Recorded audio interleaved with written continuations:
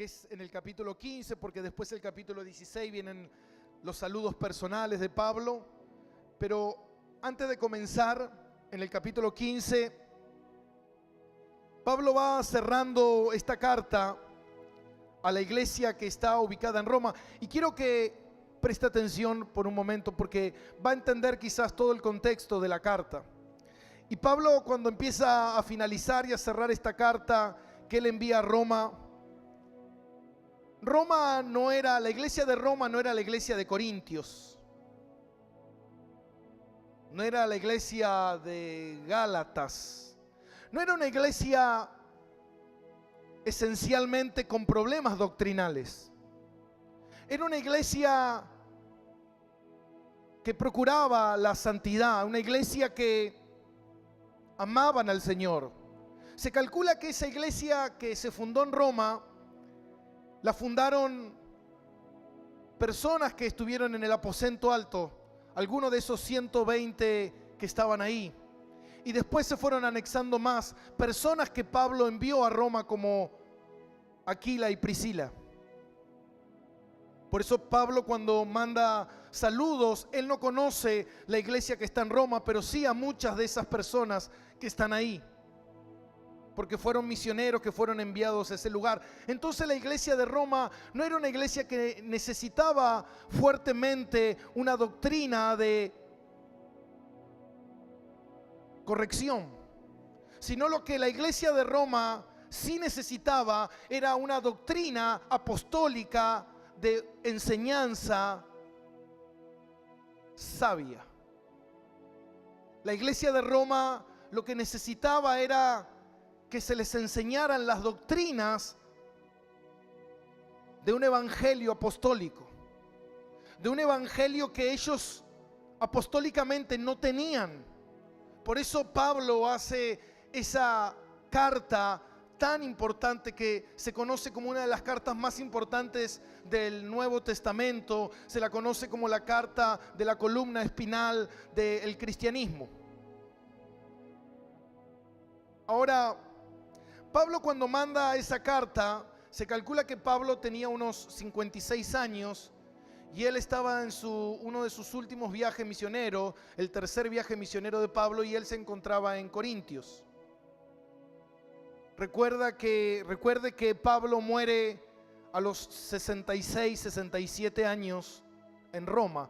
Así que se calcula que esa carta fueron 10 años antes de la muerte de Pablo. Pablo después viaja a Roma, estuvo 2 años preso. Después Pablo es liberado. Hay un tiempo donde Pablo sigue viajando misioneramente que se desconoce en la Biblia. Pablo vuelve a Roma y después de eso Pablo es decapitado. Así que es una carta sumamente importante. Por eso cuando la estudiaba esta carta sentía esa nostalgia, porque durante tantos meses conviví con ella y pude aprender muchísimas cosas que no aprendí en años, y me sentí enriquecido y amado por el Señor por esa carta que Él nos dejó. Esa carta fue enviada por Pablo en manos de una mujer llamada Febe, que era una diaconisa de la iglesia de Corintios. Y vamos a dar comienzo a la lectura.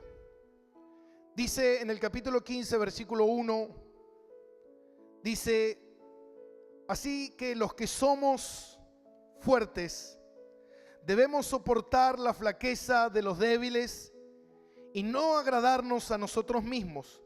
Cada uno de nosotros agrade a su prójimo en lo que es bueno para edificación.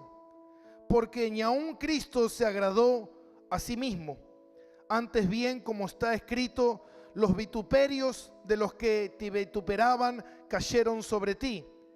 Porque las cosas que se escribieron antes para nuestra enseñanza se escribieron, a fin de que la paciencia y la consolación de las Escrituras tengamos esperanza. Porque el Dios de la paciencia y de la consolación os dé entre vosotros un mismo sentir según Cristo Jesús, para que unánimes a una voz glorifiquéis a Dios y Padre de nuestro Señor Jesucristo. Este último tramo lo voy a dividir en 3, del 1 al 6, donde leímos recién. Y Pablo habla, dice, los que somos fuertes. Pablo se consideraba fuerte, ¿no? Pero Pablo dice, recuerde que Pablo viene de hablar del amor y de la importancia que tiene el amor dentro de la iglesia. Y Pablo hace referencia acá en el capítulo 15 de soportar la flaqueza de los débiles. Recuerden que anteriormente, cuando hablamos del capítulo 14 de los débiles en la fe, que estuvimos hablando que los débiles en la fe no son las personas que no creen en Cristo, sino que no tienen crecimiento en el Señor y que tienen una fe debilitante. Recuerde que en ese tiempo mucha gente había salido del judaísmo y se había convertido al cristianismo. Entonces venían con muchas costumbres del judaísmo, y muchos de los que traían esa costumbre del judaísmo querían llevar a algunos a practicarla, y los libres, los gentiles, amén, no las practicaban. Entonces imagínese que de repente usted vivió toda su vida en una doctrina, en una religiosidad, en una costumbre, y de repente usted, que está acostumbrado a la ley, que la ley decía no comas cerdo, no comas esto, no comas aquello, respeta este día, respeta el día sábado, y de repente te conviertes a Cristo y Dios te mete en una iglesia donde hay gentiles. Y esos gentiles no conocen nada de tus costumbres. Entonces de repente el gentil te dice, uy hermano, te invito a comer a casa, y tiene en la parrilla un lechón.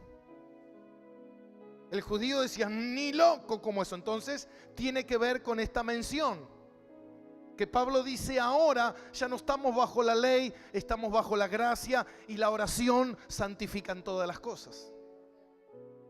Entonces muchos se lastimaban por estas cuestiones. Entonces, ¿de qué manera nosotros lo podemos entender al momento de hoy? También de que muchos de nosotros que estamos aquí tenemos diferentes culturas, diferentes costumbres. Hoy en día muchas cosas están en debates, en cuestiones. Como Pablo dice, todo me es lícito, pero no todo me conviene. Pablo no está haciendo referencia a que podemos pecar. No, mi hermano, nada tiene que ver con el pecado eso que Pablo dice. Pablo dice, todo me es lícito, pero no todo me conviene. Pablo habla de la conciencia de cada uno de nosotros. Y recuerden que yo había hablado la semana pasada y les dije, hay cosas que la Biblia no enseña, que nos dejan a nuestra conciencia que nosotros podamos tomar la decisión correcta. Amén. Cosas que la palabra de Dios no te va a contradecir, cosas que la palabra de Dios no te está prohibiendo porque no están en la palabra. Amén. Como hoy en día hay hermanos que dicen, bueno, si tú usas pantalón, yo no me junto contigo. Eso ocurre muchas veces. Y la Biblia en ningún momento habla de que si uses pantalón o uses pollera. Amén. Por eso que cuando se convirtieron los gentiles, ellos cambiaron del día del Señor, que era el sábado, al día domingo. ¿Para qué? Para no hacer lo mismo que hacía la costumbre judía. ¿Me entiende? Entonces imagínense, los judíos decían, bueno, vamos a congregarnos el sábado. No, hay reunión el domingo. ¿Se entiende? Entonces, ¿qué hicieron? Bueno, vamos a hacer reunión el sábado y el domingo. Y hacelo según tu conciencia. No, lo que pasa es que Dios se manifiesta el domingo. No, también se manifiesta el sábado. Por eso dice que para algunos un día es especial, para otros todos los días son especiales. Amén. Dios me va a bendecir todos los días. Yo estoy bendecido, todos los días están bendecidos por el Señor. Amén, iglesia. Entonces Pablo dice, los que son fuertes son los que entienden la revelación de Dios. Los que no se ponen a discutir en tonterías doctrinales que muchas veces no tienen nada que ver. Y esto es importante entender. ¿Por qué? Porque muchas veces se ve dentro de las iglesias las cosas que ocurren, los problemas que ocurren dentro de las iglesias. Yo he escuchado por ahí personas que muchas veces cuando están en una iglesia y de repente el pastor dice: hermanos, todos los días nos vamos a levantar a las 4 de la mañana a orar. Y mucha gente se aflige por eso, porque dice: vamos a orar de las 4 de la mañana a las 6 de la mañana, 2 horas todos los días. Entonces hay personas que al tiempo, a los 2, 3 días no lo pueden cumplir y se sienten mal con Dios. Ahora digo, ¿hay diferencia de orar a las 4 de la mañana a orar a las 5 de la tarde? ¿Hay diferencia? ¿Estás seguro? Hay diferencia, dice Jorge. ¿Hay diferencia? ¿Cuántos dicen que hay diferencia? A ver, levante la mano los que dicen que hay diferencia. ¿Cuántos dicen que no hay diferencia? Levante la mano los que dicen que no hay diferencia. Es lo mismo orar a las 4 de la mañana o orar a las 5 de la mañana. Muy bien. Los débiles en la fe, oren a las 4 de la mañana. Los fuertes en la fe, oren a las 5 de la tarde. No hay diferencia, hermano. La Biblia jamás especifica en el horario que tú puedas orar. Dios se mueve en cualquier horario. Entonces, ¿qué pasa? Si de repente esto trae controversia, porque si de repente yo estoy predicando y le digo a todas las personas que oren a las 4 de la mañana y de repente tú dices: pastor, yo no puedo porque trabajo, eres un débil. ¿Y sabe qué, mi hermano? Ha sucedido que hay personas que vienen nuevas a la iglesia y se le dice: hay que orar de 4 de la mañana a 6 de la mañana. Y la persona el primer día, a los 10 minutos no sabe qué decir, al segundo día se queda dormido y se va de la iglesia porque se siente que no sirve para Dios. ¿Me entiende? Eso es ignorancia pura. Porque es lo mismo que yo vaya al gimnasio y de repente el profesor es un físico-culturista que levanta 200 kilos y yo, que soy un flaquito que recién empiezo, viene y me dice: toma, levanta 200 kilos. ¿Estaría bien o estaría mal lo que está haciendo? ¿Cuánto peso me tendría que dar él a mí? Lo que yo puedo resistir. Yo puedo levantar, hermano, cuando voy al gimnasio levanto 20 kilos. Yo a veces estoy con la mancuernita así y vos lo ves a los otros que una mancuerna así tienen. Y yo tengo una mancuernita de medio kilo. Ahora, el otro hace 15 años, yo hace un mes. ¿Me entiende? Entonces yo no le puedo poner esa carga a una persona que recién está empezando. Si yo tengo el crecimiento y la madurez para levantarme a las 4 de la mañana y estoy crecido en el Señor, gloria a Dios. Pero no todos son iguales, eso es lo que dice Pablo. Soportá a aquel que no puede, amén. Porque hay mucha gente que viene y dice: pastor, yo hoy me olvidé de orar. Y vos vas y le decís: no, mal, yo hoy oré 6 horas. Se frustra. Ahora, la pregunta es: cuando vos empezaste, ¿cómo orabas?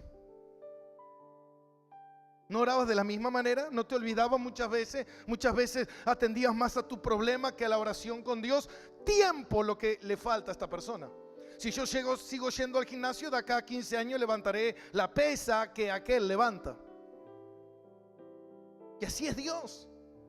Entonces muchas veces, al no tener este amor y esta misericordia, se cometen estos agravios, estas heridas dentro de la iglesia, que Pablo dice, y esto es importante porque él dice: los fuertes tienen que soportar a los débiles. Pero ¿qué es esto de soportar? Uy, bueno, lo resisto. No. Habla de la negación. Porque dice la palabra de Dios en Mateo 16, 24, Jesús dijo: todo aquel que quiera seguirme, ¿qué tiene que hacer? Negarse a sí mismo. ¿Y qué significa negarse a sí mismo? Pastor, voy a dejar de, porque yo me levanto todos los días a las 4 de la mañana, voy a dejar de levantarme a las 4 de la mañana. No. Sigue levantándote a las 4 de la mañana porque has crecido en el Señor, gloria a Dios. Pero entiende al débil. Acéptalo como tu hermano que es, como tu hermano joven. Entonces dice la palabra, dice, escucha esto, y dice, soportad la flaqueza de los débiles, no agradándonos a nosotros mismos. Cada uno de vosotros agrade a su prójimo en lo que es bueno para la edificación. Mira qué excelente sería la iglesia así. De no hacer cosas para mí. Porque acá viene lo que yo les contaba hoy. Yo me levanté a las 4. Yo oré 6 horas. ¿Y tu hermano? Ah, no, no me importa mi hermano. ¿Qué me importa mi hermano? Si oró o no oró, no me interesa. No. Niégate para ayudar a tu hermano para su edificación. No le vayas a decir yo oré 6 horas. No le digas nada. Si te dice yo oré 15 minutos, tú dile yo oré 14. Para que él se sienta motivado. Para que tú le digas, vamos a hacer una cosa, mañana vamos por 20 minutos los dos. ¿Te parece? Entonces tú lo edificas. ¿Sabes por qué es importante esto? Que esto es algo que no se predica, el entender que yo necesito edificar a mi hermano. Porque el tema del egoísmo es que cada uno se edifica a sí mismo. Y esta carta tiene que ver con eso, con que los gentiles se juntaban por un lado, los ex judíos se juntaban por otro lado, y cada uno pensaba en sí mismo. Y Pablo dice, eso no es el amor, eso no es la edificación. ¿Por qué? Porque la edificación de la iglesia de Cristo tiene que ver con el cuerpo de Cristo. La iglesia de Cristo está viva, ¿usted sabía eso? Usted es la iglesia, no es el edificio. Por eso dice la palabra de Dios en primera de Pedro 2:5, dice así. Primera de Pedro 2:5 y dice, vosotros también como piedras vivas, sed edificados como casa espiritual. Entonces lo que Pablo estaba diciendo era esto: cuando tú edificas es fortalecerlo, hacerlo crecer, hacerlo entender. Cuando tú edificas a tu hermano, ¿a quién estás edificando? A mí mismo.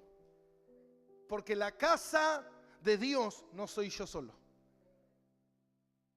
Entonces, si mi hermano se edifica y es una piedra en la casa de Dios, una roca en la casa de Dios, está edificando mi casa.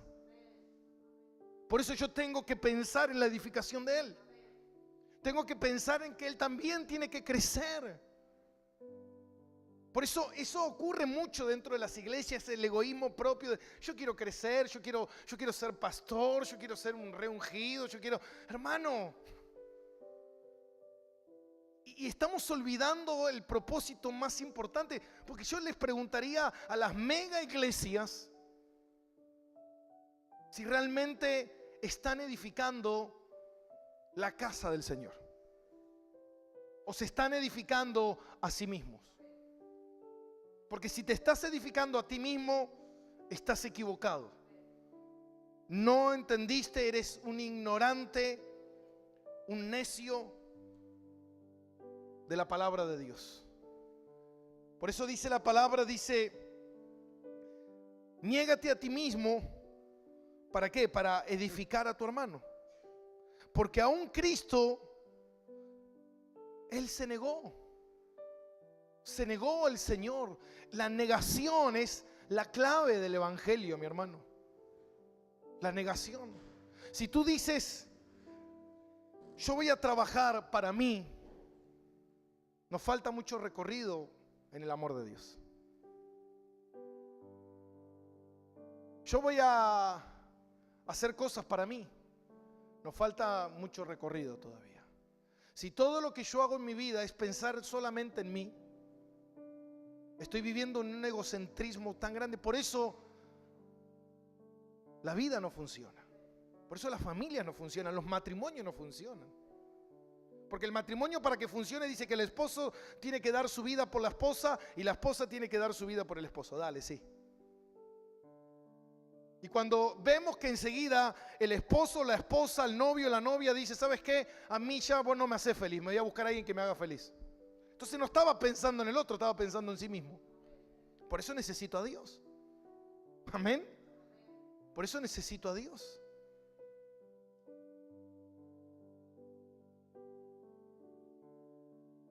Versículo 7. Continuamos.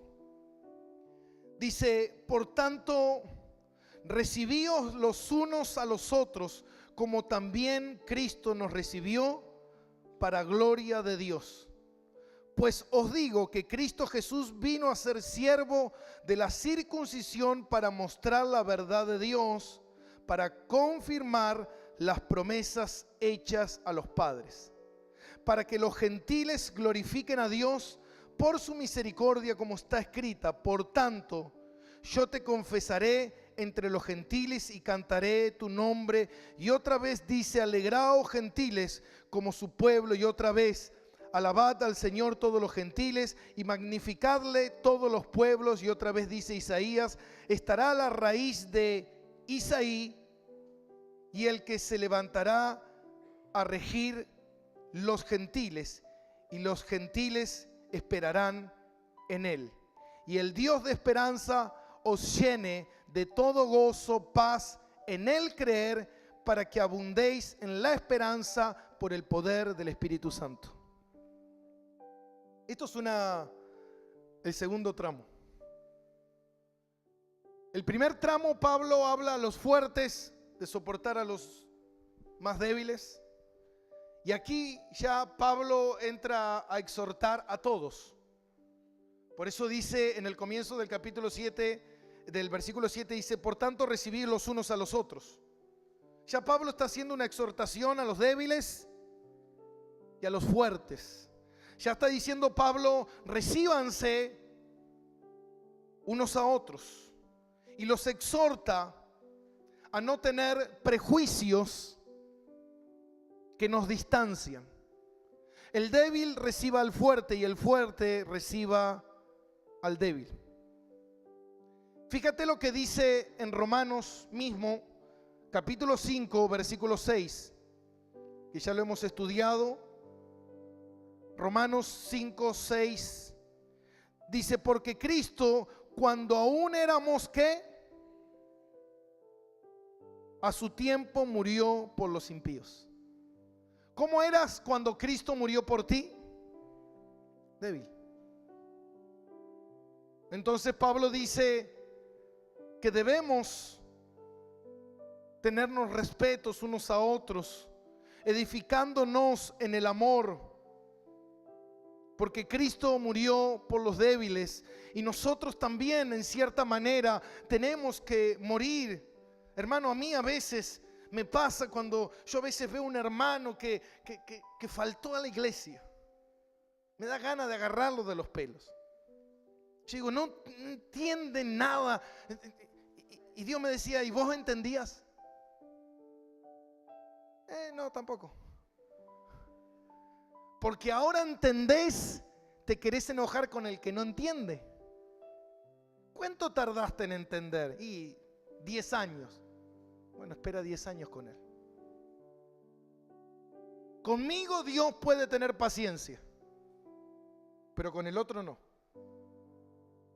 A veces vemos un hermano que vino 2, 3 veces al culto y ya lo queremos como San Agustín, ¿viste? Que sea santo, en 3 cultos sea santo. Y vos lo ves pastor, y no cambia. Sigue siendo un chanta. Pará. Antes ni siquiera venía a la iglesia. Ahora vino 3 veces. Dale gloria a Dios. Paciencia. Algo que no tenemos. Vuélvelo. No lo invito más. Listo. Ya está, que se vaya al infierno. Listo. Estoy orando para que se muera. Imagínate, Dios dice, ay, Padre, mandalo a primero de vuelta esta porque no aprendió nada. ¿Me entiende? en vez de edificarlo. Ay, pastor, pero yo ya no tengo más paciencia, ya tuve 3 meses intentando. Y Dios dice, yo intenté con vos 30 años.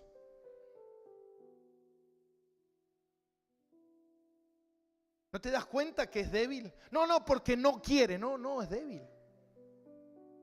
Es débil. Todavía no comprende las grandezas de Dios. Todavía no comprende la magnitud de las cosas de Dios. No las comprende. Por eso Jesús, cuando murió en la cruz, dijo, Padre, perdónalos, porque están sabiendo lo que están haciendo, pero igual yo quiero que los perdone. No. Dijo, perdónalos porque si supieran, hermano, yo hace 20 años atrás hubiese crucificado a Cristo. Hoy no. No sabía lo que decía. Muchas veces me enojé con Dios porque hablaba, como dice Job, lo que no sabía. Lo cuestioné, lo maldije, lo mandé a freír churro a Dios. Pero porque hablaba lo que no sabía. Amén. Entonces Pablo dice, recibíos los unos a los otros, como también Cristo nos recibió. Cristo recibe a todos, hermano. A todos los que Él llamó, amén. Yo cuando veo a alguien en la iglesia, no, pastor, no le tengas mucha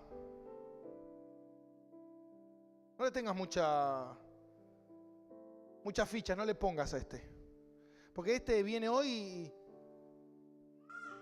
el otro día me entero de algo, mira, que justo se me viene a memoria, de una cuestión que había pasado en una iglesia, que un hermano le decía, porque el hermano, viste, como que se quería involucrar, viste, esos hermanos típicos de Miguel, así, viste, que se meten en todo.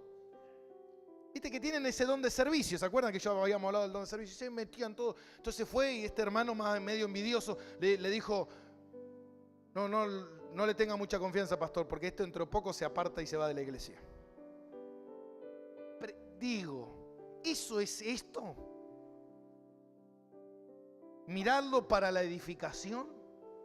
Cuando se fue, ¿sabe lo que dijeron? Tenías razón. Brutos total.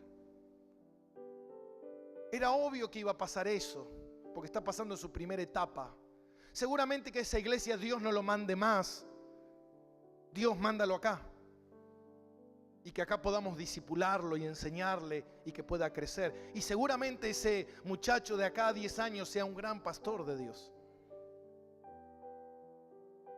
Si estaba ahí, hermano, era porque Dios lo había enviado. Pero no vieron, amén, lo fuerte, no vieron al débil. No lo vieron. Lo vieron como débil, como alguien que hay que sacarle la careta, como alguien que, pastor, viene a la iglesia, pero no sabe, se hace el hermanito, el aleluya, el que aplaude, pero lo vi el otro día en la plaza fumando. Y que me invita, así fumamos entre los dos. ¿Cuál es el problema, hermano? Charles Spurgeon, el presidente, el príncipe de los evangelistas, él fumaba habanos.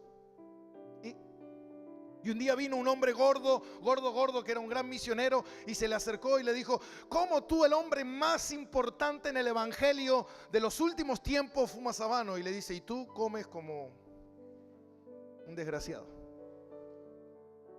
¿Me entiende, hermano? Ahora Dios a su tiempo hará la obra. Primero Dios le está limpiando el corazón, después Dios le va a limpiar los pulmones, ¿me entiende? Pero Dios no está interesado en los pulmones, porque de última, si se muere, los pulmones no van al cielo, el corazón tiene que ir limpio al cielo. O el pucho va al corazón, no, va a los sentimientos, no, va al pulmón, te jodés vos mismo, flaco. Amén, por eso todo me es lícito, pero no todo me conviene. No dice en la Biblia, no fuméis, pero es más que obvio que no tenés que fumar porque te hace mal. Amén. Pero no porque fuma como Hernán, que fuma como un escuarzo. Cuando se muere se va al infierno porque fuma. ¿Usted cree que la salvación depende de un cigarrillo? Piense, eso significa no conocer a Dios. ¿Me entiende? Eso significa no conocer a Dios, porque primero porque la salvación no es por obra mía, es un regalo que me lo da Dios. Entonces, Dios, ¿cómo me va a dar un regalo a mí si soy fumador? Porque cuando Cristo te dio la salvación, vos todavía seguías siendo un pecador, ¿eh? Y seguimos siendo pecadores. Así que imagínate que de última Hernán es pecador con un cigarro. Imagínate algunos con otros pecaditos que tienen por ahí. Papá, ¿me entiende? Entonces nosotros muchas veces cuestionamos esto que Pablo dice está mal. Tengan paciencia, amén, amén. Y no, porque ya faltó a la iglesia, andás a ver, se fue de joda con minas, está ardiendo en el infierno. Vivía antes ahí, bueno, ahora Dios lo está trayendo. Hermano, el proceso de santificación, por eso dice que Él nos predestinó, nos llamó, nos justificó. En ese proceso de justificación está el proceso de santificación. Y el proceso de santificación no es desde la noche a la mañana. El proceso de santificación es desde que el momento en que Cristo vino a tu vida y te convenció de pecado hasta que te mueras. Y vas a ir en ese proceso, obviamente que tenés que poner tu parte, tenés que trabajar, pero seguramente si yo te mirara 10 años atrás, no sos la misma persona. Amén. Entonces mira a esa persona 10 años adelante. Wow, ¿no? ¿Cómo lo ves? Oh, está cambiado, pastor. Amén. Viene a la iglesia, pastor, y no cambia. Ya con venir a la iglesia es un gran cambio. Versículo 14. Y dice, pero estoy seguro. No, vamos a leer el 13, que quería comentar algo del 13. Y dice, el Dios de esperanza os llene de todo gozo y paz en el creer, para que abunde en esperanza por el poder del Espíritu Santo. Un tipo trabalengua, ¿viste? En la esperanza del poder del Espíritu, del poder de la esperanza.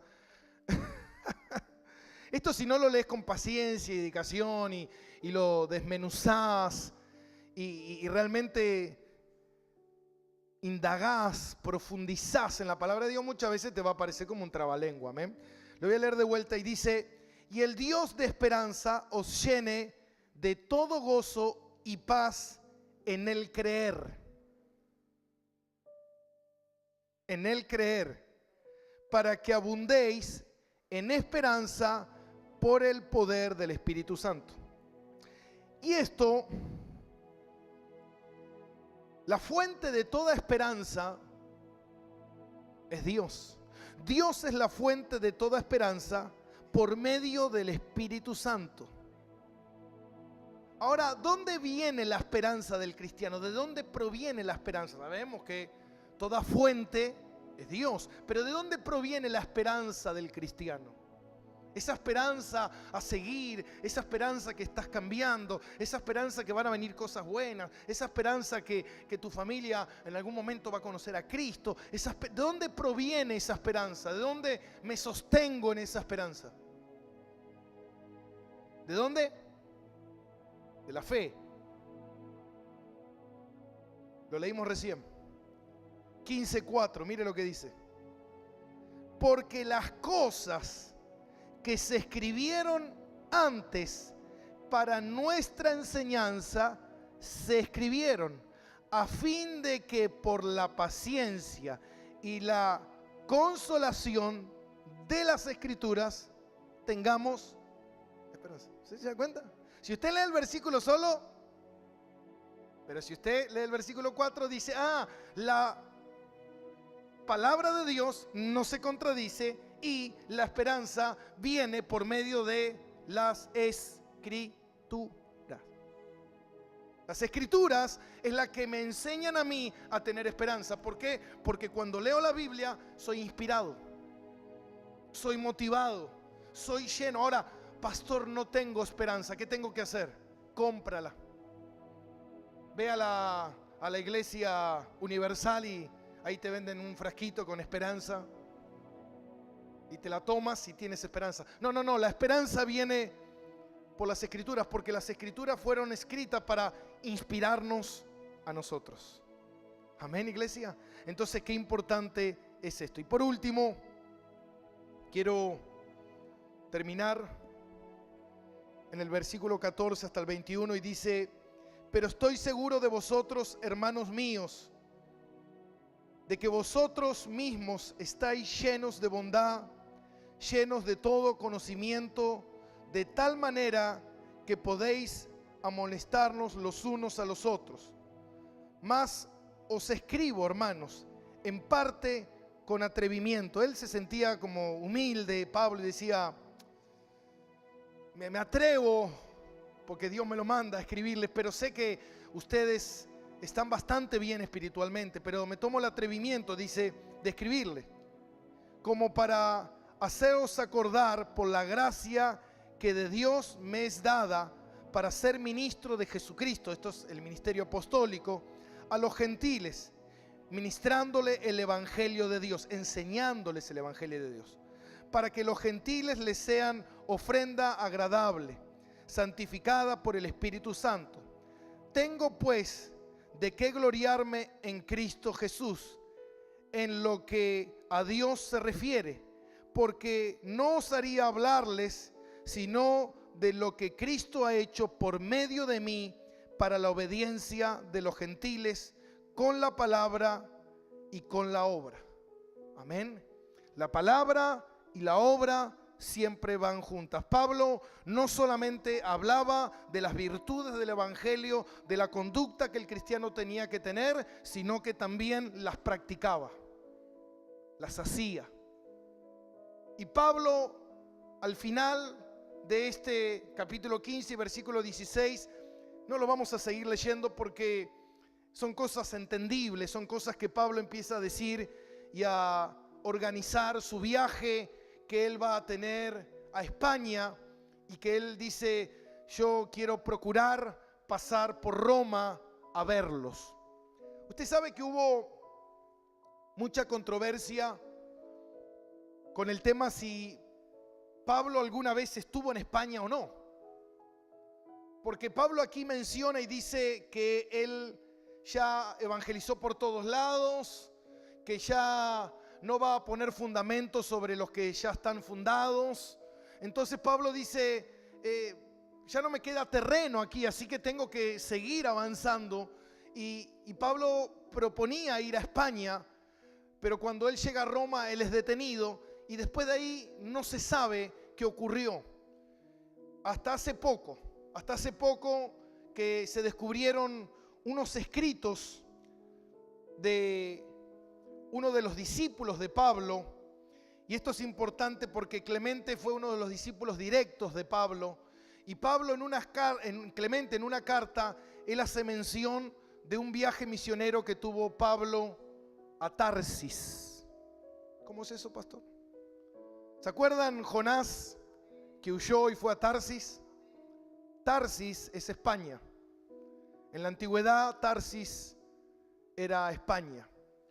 Y hace poco se descubrió en Tarragona, España, en unas excavaciones que se hicieron, porque en esa zona de España hay una fuerte creencia doctrinal, apostólica, protestante, y no se sabía bien porque el inicio en esa ciudad se dio más o menos en el siglo II, entonces no se tenía conocimiento de estos del año 50 al año 150, pero cuando se descubrió esta carta de Clemente, se pudo descubrir que Pablo realmente había estado en ese lugar evangelizando, como se decía, fuera de la palabra de Dios. No tenemos referencia, pero yo muchas veces me pregunté: ¿y por qué Pablo puso que quería ir a España y nunca fue? Sino que terminó muriendo en Roma. No, se calcula que después de esos 2 años que él estuvo detenido en Roma, Pablo tuvo un par de años antes de morir, donde él evangelizó Roma y las afueras de Roma que quedaban enfrente de Roma, quedaba esta ciudad de España. Así que realmente la carta de Pablo es una carta fascinante, es una carta muy interesante que inspira al pueblo cristiano. Así que Dios quiera que el Señor nos haya ayudado a poder interpretar esto de la mejor manera y que nos conceda la gracia y el favor de la misma manera poder estudiar el libro de los Hechos de los Apóstoles con el mismo énfasis y las mismas ganas que hemos estudiado esta carta. Amén. Si hay algo que usted no entendió, lo puede buscar en internet, eso nos facilita mucho para buscar algún capítulo. Si usted no lo entendió, ahí están todos los estudios, 48 estudios que hemos dado, 48 sermones hemos predicado sobre esta carta fascinante. Amén, iglesia. Den un aplauso al Señor.